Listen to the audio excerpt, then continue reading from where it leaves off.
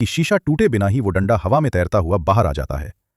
जोई डरते हुए उसे उठाती है और तभी उसके दोस्तों के शरीर पर भी वैसे ही चमकदार निशान उभर आते हैं। उसी पल डॉक्टर रॉसन वहां पहुंचती हैं और जोई को वो डंडा पकड़े हुए देखती हैं।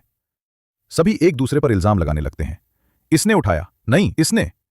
पर डॉक्टर रॉसन उन्हें डांटती नहीं, बस कहती हैं, जल्दी मेरे साथ चलो। वो सब उनके साथ ऑफिस में पहुंचते हैं, जहां अजीबोगरीब वस्तुएं, रहस्यमय किताबें और पुराने नक्शे बिखरे पड़े हैं।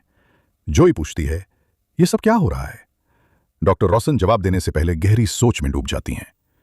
बिना शीशा टूटे वो डंडा बाहर कैसे निकला? जोई कहती है, सब कुछ अचानक हुआ, जैसे कोई जादू।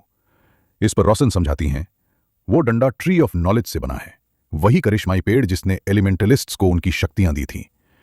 इसका इस्तेमाल एक जादुई छड़ी की तरह किया जा सकता है। अवन उत्सुक होकर सवाल करता है, यह डंडा यहां कैसे आया? रॉसन बताती हैं, लगभग 100 साल पहले इसे खोजा गया था, लेकिन जिन वैज्ञानिकों ने इसे ढूंढा